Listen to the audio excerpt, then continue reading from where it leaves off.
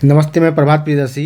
आप सभी का प्रियदर्शी आईएएस पीसीएस स्वागत है। तो आज मैं आप सभी के लिए यूपी पीसीएस पीटी 2023 के लिए करंट अफेयर्स का सेट लेकर के आया हूँ। सेट नंबर 25, ये सेट नंबर 25 है। स्टार्ट करते हैं क्वेश्चन से। चलिए,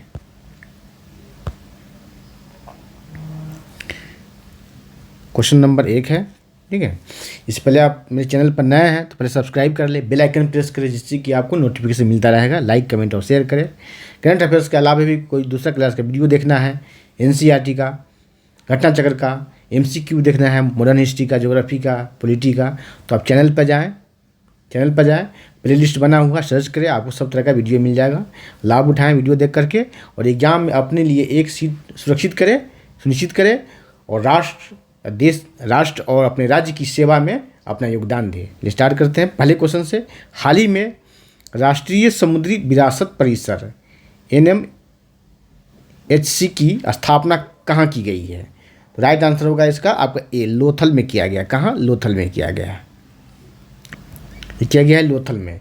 कहा था जो चर्चा में है वो पर्चा में आने की संभावना ज़्यादा होती है। पर्चा में क्वेश्चन पेपर में आने की संभावना ज़्यादा होती है कि लोथल चर्चा में है। किस लिए? राष्ट्रीय विरासत परिसर के लिए ये चर्चा में है। तो क्वेश्चन में कई तरह के क्वेश्चन आ सकते हैं। आपको यहाँ से एंशिएंट से जोड़ के क्वेश्चन आपसे पूछा जा सकता है। आप कहेंगे तो मैं तो इसके बारे में पढ़ा था करंट में। आ गया क्वेश्चन एंशिएंट हिस्ट्री का। ठीक है, एंशिएंट हिस्ट्री का आ गया, ये सिंधु घाटी सभ्यता से आ गया क्वेश्चन। ठीक, तो यहाँ से आपको लोथल के बारे में कई तरह के क्वेश्चन आपको एंशिएंट से जोड़ कर पूछा जा सकता है। यही है सिविल की तैयारी करने का तरीका है। अब यहाँ से आप करंट का आपने देखा चर्चा में है तो एंशिएंट से इससे रिलेटेड जो कुछ भी है उसके बारे में आपको जानकारी होनी चाहिए एग्जाम पॉइंट ऑफ व्यू से। लोथल किस नदी के किनारे है? तो भोगवा नदी के किनारे। कौन सा नदी? भोगवा नदी के किनारे है। ठीक है, भोगवा नदी के किनारे है। भोगवा नदी। ठीक है, लोथल के सिंधु घाटी सभ्यता में जितने भी स्थल हुए हैं उस घर के दरवाजे पीछे की ओर खुलते थे, लेकिन लोथल ही मात्र एक स्थल है सिंधु घाटी सभ्यता में जिसके दरवाजे आगे से खुलता है। ठीक है, यहाँ से चावल का साक्ष्य मिला। क्या? चावल का साक्ष्य मिला है। और दोहरा शब्दाह का साक्ष्य मिला है। दोहरा शब्दाह का साक्ष्य मिला है। ठीक है, युगल शब्दाह मिला है यहाँ। तो इसके बारे में जान ली, आपको मालूम हो गया एंशिएंट से भी कि लोथल जो भगवा नदी के किनारे है, यहाँ एक क्या था? गोदीवारा था। सबसे पहले सिंधु घाटी सभ्यता का यहाँ क्या? गोदीवारा था। ठीक है, सिंधु घाटी सभ्यता में 2 गोदीवारा मिला। ये लोथल में जो भारत में है, एक पाकिस्तान में मिला है। चलिए आगे बढ़ते हैं, दूसरे क्वेश्चन पर देखते हैं। चलिए देखिए, सेकंड नंबर क्वेश्चन है कि हाल ही में श्री अन्न मोटे अनाज वैश्विक सम्मेलन का आयोजन कहाँ हुआ? क्योंकि मोटे अनाज जो है बहुत चर्चा में है और क्योंकि इसको यूएन द्वारा यूनाइटेड नेशन द्वारा 2023 का अनाज घोषित किया गया। ठीक है, 2023 का वर्ष घोषित किया गया मोटे अनाज के लिए। भारत के प्रयास से घोषित किया गया है। तो इससे संबंधित कई तरह के क्वेश्चन आएंगे। आपको छांटना रहेगा कौन से मोटे अनाज है, कौन से मोटे अनाज नहीं है। 8 मोटे अनाज है, पौष्टिक रूप से ये भरपूर, इसमें पौष्टिकता पाई जाती है। तो हाल ही में श्री अन्न मोटे अनाज में वैश्विक सम्मेलन का आयोजन किया गया है, भारत में हुआ है। तो कहाँ किया गया? भारत में। राइट आंसर होगा बी, पूसा कृषि विश्वविद्यालय। ये दिल्ली में है। ये कहाँ है? दिल्ली में है। ठीक है, ये कहाँ है? तो दिल्ली में है। ये दिल्ली में है। चलिए, ये मार्च में हुआ है, मार्च 2023 में हुआ है। मार्च 2023 में है एक सम्मेलन हुआ है। चलिए, ये ऑप्शन जो दिख रहा है गोविंद बल्लभ कृषि एवं प्रौद्योगिकी विश्वविद्यालय, ये भारत का प्रथम कृषि विश्वविद्यालय। भारत का फर्स्ट क्या है? फर्स्ट एग्रीकल्चर विश्वविद्यालय। एग्रीकल्चरल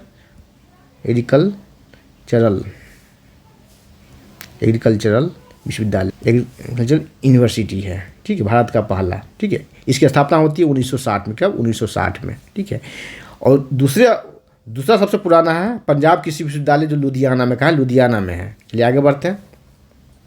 3 नंबर देखते हैं क्वेश्चन क्या है। हाल ही में टाइम मैगजीन 2023 के अनुसार विश्व के 50 असाधारण स्थलों की सूची में भारत कितने स्थल है? तो भारत के कुल 2 स्थल है। राइट आंसर ए ऑप्शन होगा। भारत के कुल 2 स्थल है। कौन कौन स्थल है? तो एक स्थल का नाम है लद्दाख, एक लद्दाख, लद्दाख, ठीक है, लद्दाख। दूसरा कौन है? मयूरभंज, मयूरभंज, मयूरभंज, ठीक है। ये एक लाइन से 1 से लेकर 3 तक जो अभी के क्वेश्चन है यूपीपीसीएस ये आईएसपीटी के लिए भी क्वेश्चन आपके लिए क्या है? वीवीआई है, ठीक है, लद्दाख और मयूरभंज। तो लद्दाख किसके लिए, किसके लिए असाधारण स्थल की सूची में शामिल किया गया है? जिसको महिलाओं के लिए हस्तशिल्प, महिलाओं के हस्तशिल्प, क्या? महिलाओं के हस्तशिल्प, हस्तशिल्प, ठीक है। आईएसपीडी में इस तरह से आपको पूछा जा सकता है कि लद्दाख को किस लिए विश्व के 50 असाधारण स्थलों की सूची में शामिल किया गया है? तो महिलाओं के हस्तशिल्प के लिए शामिल किया गया है। मयूरभंज को किस लिए शामिल किया गया है? ये कहाँ है? तो उड़ीसा में। सबसे पहले जाना कि ये उड़ीसा में है। इसे किस लिए शामिल किया गया है? ये शामिल किया गया है दुर्लभ बाघ के लिए, दुर्लभ बाघों के लिए, बाघ, ठीक है। यहाँ काला बाघ मिला है। कैसा बाघ मिला है? काला बाघ मिला है, काला बाघ, ठीक, काला बाघ मिला है, काला टाइगर मिला है। तो ये क्वेश्चन जो है आईएसपीडी के लिए वीवीआई है, ठीक है। 2 स्थल मिला है। आगे बढ़ते हैं हम लोग। 4 नंबर क्वेश्चन देखिए कि हाल ही में चर्चा में रहा H3N2 वायरस आमतौर पर कैसे फैलता है? तो राइट आंसर होगा ए, सूअरों से मनुष्य में फैलता है। बहुत चर्चा में रहा, इससे भी पर्चा बनने की संभावना ज़्यादा है। देखिए 5 नंबर देखते हैं। हाल ही में दक्षिण एशिया का सर्वश्रेष्ठ हवाई अड्डा का दर्जा किसे प्राप्त हुआ है? राइट आंसर होगा ए, क्या है? इंदिरा गांधी हवाई अड्डा, दिल्ली। आईएसपीडी में पूछा जाएगा कि इसको कौन सा रैंकिंग मिला? तो 4 स्टार रैंकिंग मिला। कौन सा? 4 स्टार रैंकिंग, 4 स्टार रैंकिंग मिला इसे, 4 स्टार रैंकिंग मिला है, ठीक है, रैंकिंग 4 स्टार रैंकिंग मिला है इसे। चलिए, ये रैंकिंग किसने जारी किया है? तो स्काई ट्रैक नामक एक संस्था, स्काई ट्रैक, इसी ने इसका रैंकिंग जारी किया है। तो दक्षिण एशिया का सर्वश्रेष्ठ है, ठीक है, दक्षिण एशिया का सर्वश्रेष्ठ इंदिरा गांधी हवाई अड्डा, दिल्ली। चलिए आगे बढ़ते हैं। 6 नंबर देखते हैं कि हाल ही में किस अरब देश ने अपने विश्वविद्यालयों में योग पाठ्यक्रम को शामिल किया है? ये भी चर्चा का विषय है। राइट आंसर होगा ये आपको राइट आंसर होगा आपको सऊदी अरब, बी आंसर हो। राइट आंसर ये सऊदी अरब शामिल किया अपने विश्वविद्यालय के पाठ्यक्रम में, सिलेबस में, करिकुलम में क्या है? योग को शामिल किया गया है, ठीक है। हाल ही में अभी संयुक्त अरब अमीरात में क्या हुआ है? यहाँ क्या हुआ? हिंदू मंदिरों का उद्घाटन हुआ है और संयुक्त अरब अमीरात का भारत के साथ विश्व व्यापार का समझौता हुआ है, ठीक है। और मिस्र जो दिख रहा है, मिस्र यहीं के राष्ट्रपति 74वें गणतंत्र दिवस में रिपब्लिक डे पर क्या हुआ? रिपब्लिक डे पर ये चीफ गेस्ट बन के आए थे। उनका नाम है फतेह अल सीसी। क्या नाम है? फतेह अल सीसी यहीं के। चलिए आगे बढ़ते हैं। 7 नंबर की हाल ही में 18 फरवरी 2023 को किस देश से 12 चीतों को भारत लाया गया? आपको एक नजर में लाया गया नामीबिया नहीं, राइट आंसर होगा दक्षिण अफ्रीका। नामीबिया से लाया गया था 17 सितंबर 2022 को लाया गया था, याद रखेंगे। शामिल कहाँ रखा गया इसको? कुने नेशनल पार्क, कहाँ? मध्य प्रदेश में। यहीं पे 4 मादा चीते ने 4 बच्चे को, शावक को जन्म दिया है। चलिए आगे बढ़ते हैं।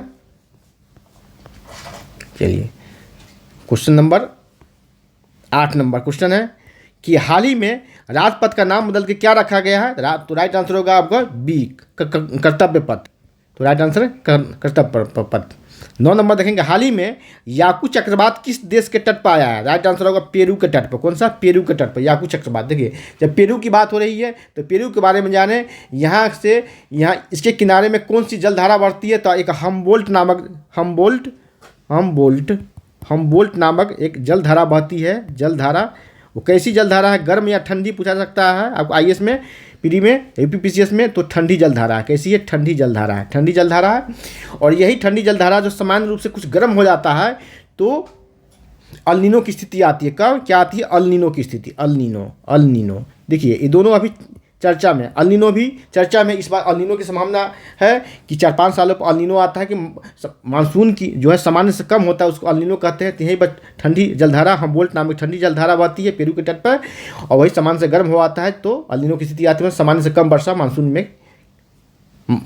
के समय सामान्य से कम वर्षा होना, ठीक है। आगे बढ़ते हैं। 10 नंबर क्वेश्चन है कि हाल ही में भारत अफ्रीका सैन्य अभ्यास कहाँ संपन्न हुआ?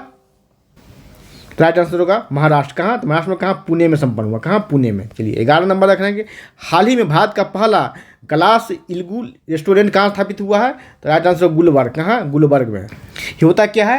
ये कांच का बना होता है, अब बर्फ़ की दीवार होती है, बर्फ़ की दीवार, एक रेस्टोरेंट होता है, यहाँ टूरिज्म बढ़ गया है, तो इसके लिए तो पहला ग्लास इल्गू रेस्टोरेंट क्या होता है? बर्फ़ की दीवार होती है, ठीक है, बर्फ़ की दीवार, तो गुलबर्ग में बनाया गया है, गुलबर्ग में बनाया गया है। ठीक है, आगे बढ़ते हैं। 12 नंबर देख रहे हैं क्वेश्चन। फरवरी 2023 में संयुक्त राष्ट्र के सामाजिक विकास आयोग के 62वें सत्र का अध्यक्ष किसे चुना गया था? राइट आंसर होगा रुचिरा कंबोज। क्या है? यूएन में क्या है? भारत की अस्थाई प्रतिनिधि है, अस्थाई प्रतिनिधि है। क्वेश्चन यहाँ से भी पूछा जा सकता है कि भारत में अस्थाई प्रतिनिधि कौन है? रुचिरा कंबोज। ठीक है, क्योंकि चर्चा में है इसलिए पर्चा में समय ज़्यादा है। ठीक है, क्योंकि 12वें सामाजिक विकास आयोग के 62वें सत्र की अध्यक्ष चुनी गई है। कौन? रुचिरा कंबोज। इसके साथ साथ भारत की अस्थाई प्रतिनिधि है। कहाँ? तो यूएन में, यूनाइटेड नेशन में। चलिए 13 नंबर क्वेश्चन देखने का। हर वर्ष विश्व सामाजिक न्याय दिवस किस दिन मनाया जाता है? राइट आंसर होगा इसका 20 फरवरी को। सामाजिक न्याय चर्चा में रहता है। चलिए आगे बढ़ रहे हैं। 14 नंबर कि हाल ही में एरो इंडिया 2023 का आयोजन किस शहर में किया गया? इसका राइट आंसर होगा बेंगलुरु में किया। कहाँ? बेंगलुरु में किया गया। 15 नंबर और अंतिम नंबर क्वेश्चन है कि हाल ही में आपकी बेटी हमारी बेटी योजना किस सरकार द्वारा जारी की गई है? राइट आंसर होगा हरियाणा सरकार द्वारा। तो आज इतना ही, फिर अगले क्लास में वीडियो में मिलते हैं। क्वेश्चन कैसा लगा, सेशन कैसा लगा, कमेंट सेक्शन में कमेंट करेंगे। और चैनल पर नए हैं तो पहले सब्सक्राइब करें, बेल आइकन प्रेस करें, जिससे कि आपको नोटिफिकेशन मिलता रहेगा। लाइक, कमेंट और शेयर करें। धन्यवाद। जय हिंद।